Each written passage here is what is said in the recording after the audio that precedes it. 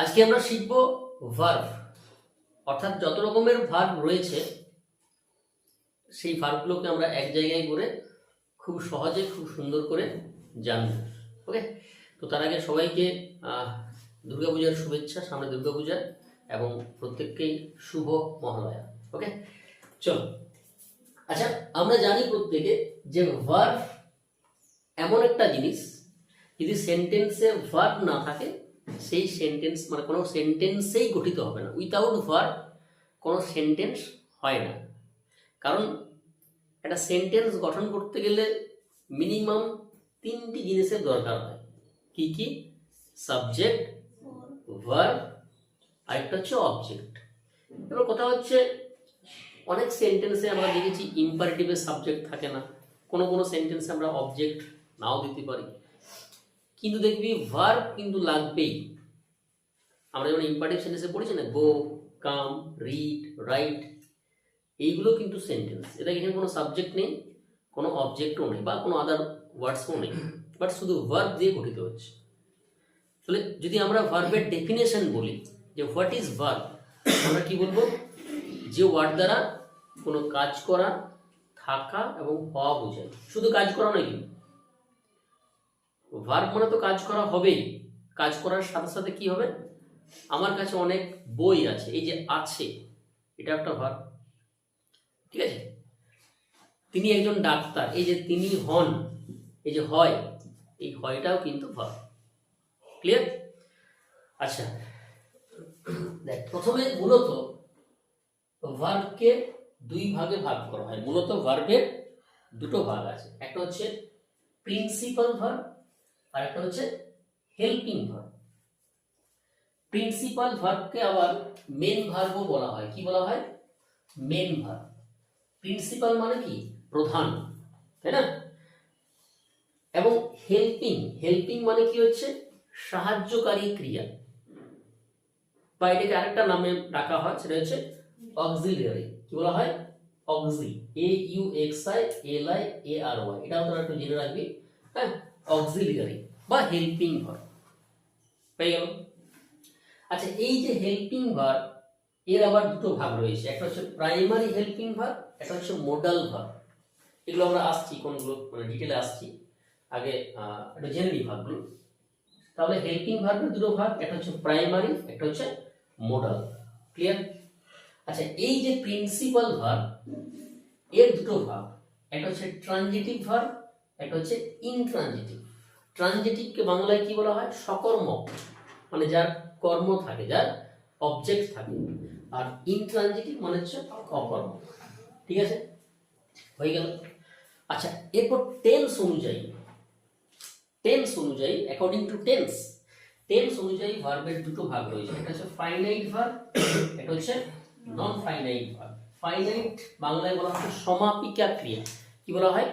সমাপিকা ক্রিয়া আর অসমাপিকা ক্রিয়া। Finite, non finite, খুব ইম্পর্টেন্ট।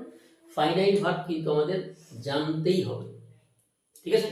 এটা ছাড়া কিন্তু ইংরেজিতে কিছু করা যায় না বা করা উচিতও না।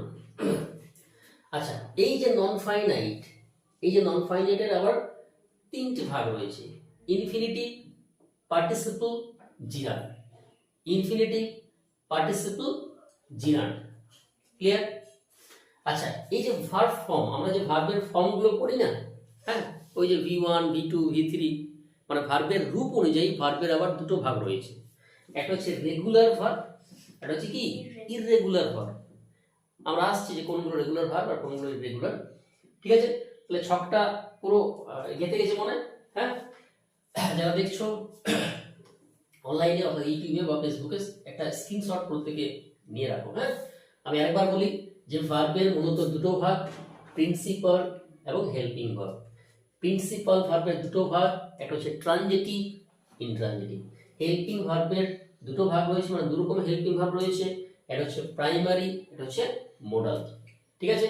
টেন্স অনুযায়ী ভার্বের দুটো ভাগ রয়েছে, একটা হচ্ছে finite, non finite. Non finite আবার তিনটি ভাগ: infinitive, participle, জিরান্ড।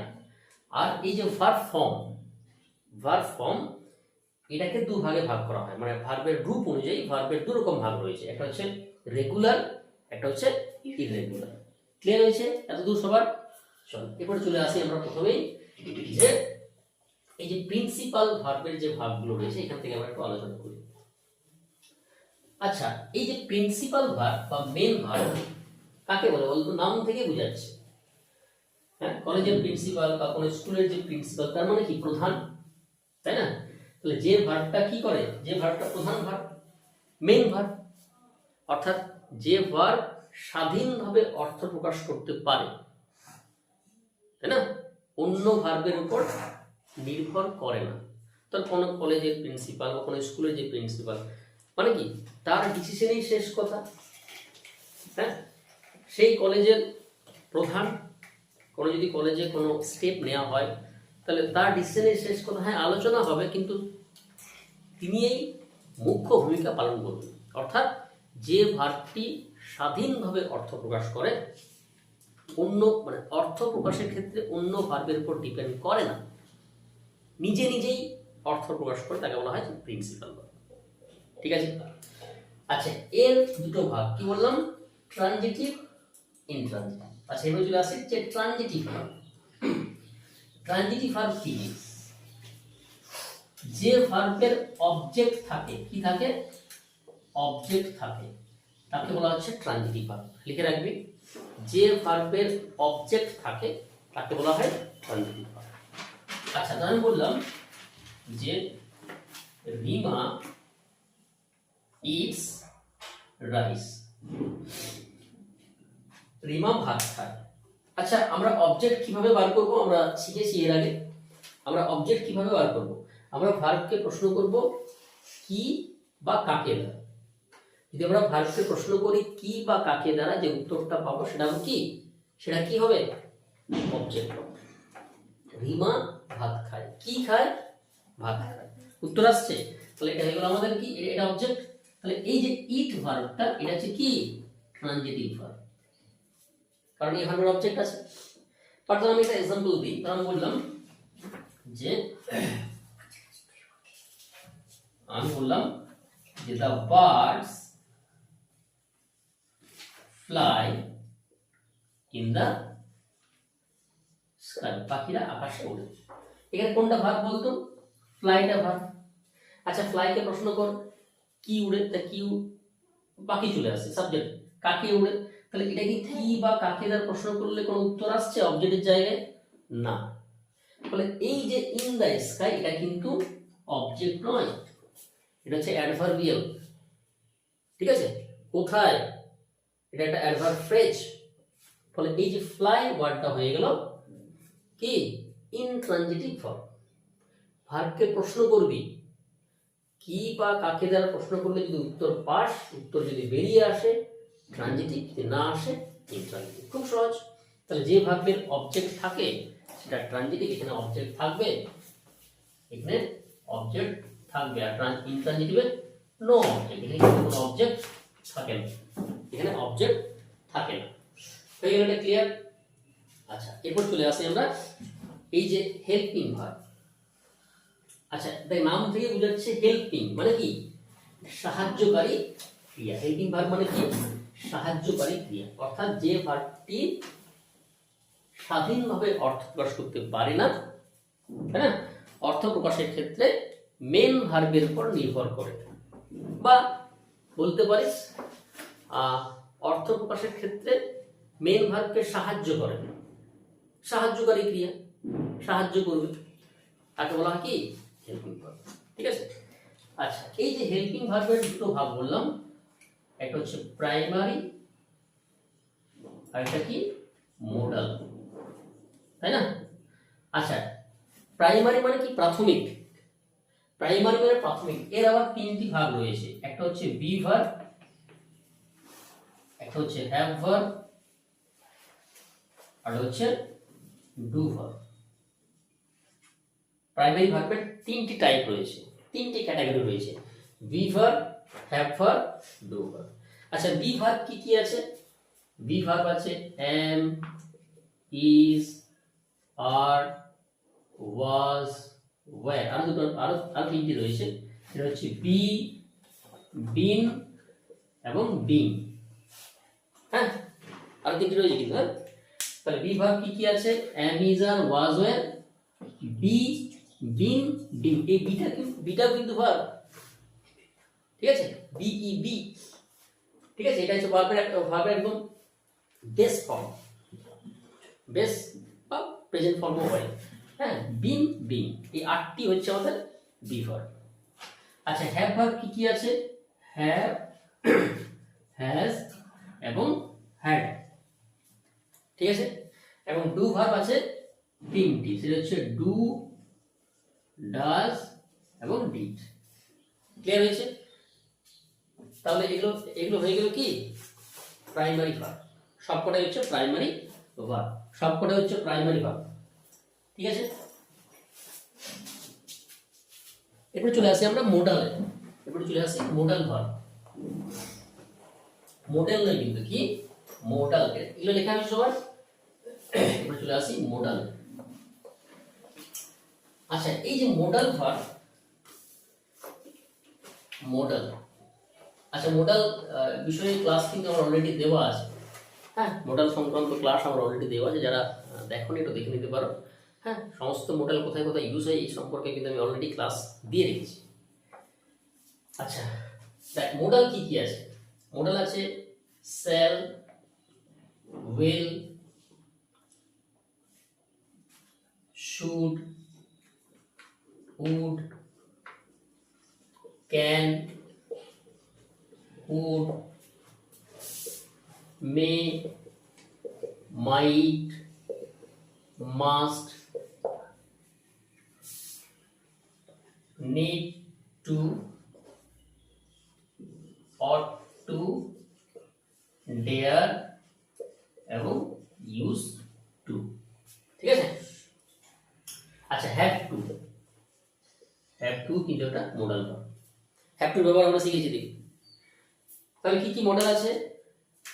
Shall, will, should, would, can, could, may, might, must, need to, ought to, dare, use to, have to. এইগুলো হয়ে গেল মডেল ভার্ব। ইংরেজিতে মানে বলার জন্য, লেখার জন্য, পড়ার জন্য কিন্তু ভার্বগুলো খুব গুরুত্বপূর্ণ, ঠিক আছে? মানে হেল্পিং ভার্বগুলো কিন্তু most important. Clear? Most important. এগুলো হয়ে গেল আমাদের কি মডাল ভার্ব। কি বললাম আরেকবার বলি? Shall, will, should, would, can, could, may, might, must, need to, ought to, dare, use to, have to. হয়ে গেল? ক্লিয়ার? এটা বুঝি। আচ্ছা, এরপর চলে আয় আমাদের টেন্স অনুযায়ী। টেন্স অনুযায়ী কি বললাম? আমাদের ভার্বের দুটো ভাগ রয়েছে। টেন্স অনুযায়ী ভার্বের দুটো ভাগ রয়েছে অ্যাকর্ডিং টু টেন্স। একটা হচ্ছে ফাইনাইট ভার্ব, ফাইনাইট, আর একটা হচ্ছে আমার নন ফাইনাইট ভার্ব। ফাইনাইট আর হচ্ছে কি নন ফাইনাইট। আচ্ছা, ফাইনাইট ভার্বটা কি জিনিস? খুব সহজ করে মনে রাখার জন্য বলছি, যে ভার্ব থেকে টেন্স চেনা যায় সেটা ফাইনাইট, আর যে ভার্ব থেকে টেন্স চেনা যায় না সেটা কি নন ফাইনাইট। খুব সিম্পল। বা এভাবে বলতে পারিস, যে ভার্বটি সম্পূর্ণ অর্থ প্রকাশ করে তাকে ফাইনাইট, যে ভার্বটি সম্পূর্ণ অর্থ প্রকাশ করে না সেটা নন ফাইনাইট। কি বললাম? যদি সম্পূর্ণ অর্থ প্রকাশ করে ফাইনাইট, যদি না করে নন ফাইনাইট। আমি যেটা বললাম প্রথমে সেটা মনে রাখবেন, টেন্স চেনা গেলে ফাইনাইট, না চেনা গেলে নন ফাইনাইট। দুটো এক্সাম্পল দিলেই খুব সহজ হয়ে যাবে। আমি বললাম সি গেভ মি টু ইট, অর্থাৎ সে আমাকে খেতে দিয়েছিল। এখানে দুটো ভার্ব আছে, কি একটা হচ্ছে তো গেভ, এটা হচ্ছে টু ইট। তাহলে গেভটা কোন টেন্সে আছে? গিভ, গেভ, গিভেন পাস্ট টেন্সে আছে। গেভ মানে কি? দেওয়া। দেখ, সম্পূর্ণ অর্থ প্রকাশ করছে প্লাস পাস্ট টেন্সে আছে, তাহলে টেন্স চিনতে পারছি ফাইনাইট। আচ্ছা, টু ইট কি টেন্স চেনা যাচ্ছে? যাচ্ছে না, তাহলে নন ফাইনাইট। ক্লিয়ার হয়েছে? আচ্ছা, এই যে নন ফাইনাইট, এই যে নন ফাইনাইট ভার্ব, এর আবার তিনটি ভাগ রয়েছে। আমরা আগেই দেখেছি আর কি, সবটা করলাম। আমরা একটা সহজে সুন্দর করে জেনে নিই, খুব ডিটেলে যাবো না, বাট ভার্বগুলো সবগুলো টাচ করে যাবো যাতে আমাদের বেসিকটা ক্লিয়ার হয়ে যায়। তাহলে এই যে নন ফাইনাইট এর তিনটি ভাগ কি বললাম? একটা হচ্ছে ইনফিনিটি টিআইভি হয়ে গেল। একটা হচ্ছে জিরান্ড, এটা কি? পার্টিসিপল। আচ্ছা, ইনফিনিটিভ কি জিনিস? 2 প্লাস b1, বাস এইটুকু একটু মাথায় রাখ, এটা মাথায় রাখলেই হবে, 2 প্লাস b1। ঠিক আছে? যেমন ধরো বললাম আই লাইক টু রিড, কি বললাম? আই লাইক টু রিড, অর্থাৎ আমি পড়তে পছন্দ করি। এখানে কোনটা ইনফিনিটিভ? To read. হ্যাঁ, এই পরীক্ষায় আসে যে ইনফিনিটিভ বার করো, হ্যাঁ, ফাইন্ড আউট দ্য ইনফিনিটিভ, তাহলে টু রিড হয়ে গেল ইনফিনিটিভ। আচ্ছা, জিরান্ড মানে কি রে? জিরান্ড মানে হচ্ছে ভার্বের সঙ্গে আইএনজি যুক্ত হবে, এটা কিসের কাজ করবে? নাউনের কাজ করবে। তার আমি বললাম reading is a good habit. তাহলে রিডিংটা কিন্তু এখানে ভার্ব নয়, তাহলে আমি বললাম আই এম রিডিং, ওটা ভার্ব হয়ে গেল। বাট পড়া একটা ভালো অভ্যাস, এখানে কিন্তু পড়া অ্যাকচুয়ালি ভার্ব, কিন্তু কিসের কাজ করছে? নাউনের কাজ করছে, সাবজেক্টের কাজ করছে। আর সাবজেক্টকে হয় নাউন বা প্রোনাউন, সাবজেক্ট হয়ে গেল অর্থাৎ নাউন হয়ে গেল। আচ্ছা, পার্টিসিপলের আবার তিন রকম ভাগ রয়েছে, আমরা পড়লাম। পার্টিসিপল ভাগগুলো কি পড়েছি আমরা? না, সব ভাগগুলো দেখেছিলাম কি? হ্যাঁ, এবার লিখে দিয়েছি। পার্টিসিপলের তিন রকম ভাগ রয়েছে। একটা হচ্ছে প্রেজেন্ট পার্টিসিপল, এটা হচ্ছে পাস্ট পার্টিসিপল, আর হচ্ছে পারফেক্ট পার্টিসিপল। প্রেজেন্ট, পাস্ট, তবে এই দুটো জানলেই হবে, প্রেজেন্ট আর পাস্ট। প্রেজেন্ট পাস্ট ভার্বের সঙ্গে আইএনজি যুক্ত হবে, সেটা কিসের কাজ করবে? অ্যাডজেক্টিভের কাজ করবে। তো আমি বললাম ধর it is a moving fan, এখানে মুভিংটা কিন্তু অ্যাডজেক্টিভ অর্থাৎ পার্টিসিপল, কিন্তু ভার্বের কাজ করছে না। ফ্যানটা কেমন? Moving. Rolling stone, running bus, running tiger. ঠিক আছে, মানে ভার্বের সাথে আইএনজি যুক্ত হবে, যেটা অ্যাডজেক্টিভের কাজ করবে, that is called present participle. ঠিক আছে? আর পাস্ট পার্টিসিপল মানে কি? এই যে আমরা পড়েছি না যে ভার্বের ফর্মগুলো যখন পড়েছি না, পাস্ট পার্টিসিপল যেটা পাস্ট মানে যেটা V2, এটা V2 আর কি পাস্ট পার্টিসিপল। পাস্ট পার্টিসিপল ভার্বের সঙ্গে যেটা যোগ হয়, ইডি, ডি, এইগুলো যে যুক্ত হচ্ছে না, সেগুলো হচ্ছে পাস্ট পার্টিসিপল। সেগুলো কি? যেমন ধরুন বললাম পাস্ট পার্টিসিপল ডি, নয় সরি, ওই যে যুক্ত হচ্ছে যেগুলো, হ্যাঁ হ্যাঁ, যেগুলো যুক্ত হয়, ইডিও হতে পারে, হ্যাঁ, ই ডি, ইডি বা ইএন, হ্যাঁ, এগুলো যুক্ত হতে পারে, ডি, ইডি, ইএন। যেমন ধরুন বললাম ব্রোকেন চেয়ার, হ্যাঁ, ব্রোকেন চেয়ার। এই যে ব্রোকেন চেয়ার, ব্রোকেন তো ভার্ব, বাট এখানে ভার্ব নয়, এটা কিন্তু এখানে পাস্ট পার্টিসিপল। ঠিক আছে, ভার্বের থার্ড ফর্মটা বলি, সেকেন্ড ফর্ম নয়। পাস্ট পার্টিসিপল মানে কি? ভার্বের থার্ড ফর্ম, লিখে রাখ, ভার্বের থার্ড ফর্ম। আর পারফেক্ট পার্টিসিপল মানে কি বলতো? Having plus V3। Perfect participle মানে কি বললাম? Having plus V3, that is called past perfect participle.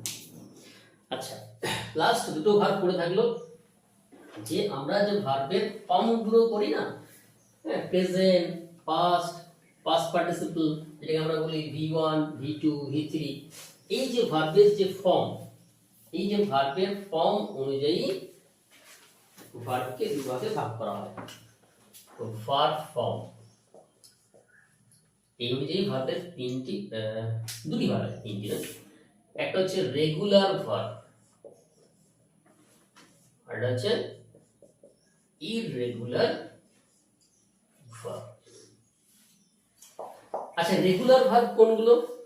তবে আমি বললাম প্লে, প্লেড, প্লেট। দেখ, যখন ভার্বের সাথে ডি বা ইডি যুক্ত হয়ে ভার্ব মানে সেকেন্ড ফর্ম থার্ড ফর্ম হয় সেটাকে বলা হয় রেগুলার ভার্ব। আর ইরেগুলার মানে কোনগুলো? যেগুলো বললাম, টেক, টুক, টেকেন। ওকে, আমি বললাম বিগিন, বিগেন, বিগান। এখানে দেখ কিন্তু ডি ইডি যুক্ত হচ্ছে না। এগুলো কি হচ্ছে? ভার্বের যে মানে ভিতরের যে ভাওয়েল সেগুলো পরিবর্তন হয়ে সেকেন্ড ফর্ম থার্ড ফর্ম গঠিত হচ্ছে। সেক্ষেত্রে এগুলো হয়ে গেল ইরেগুলার ভার্ব।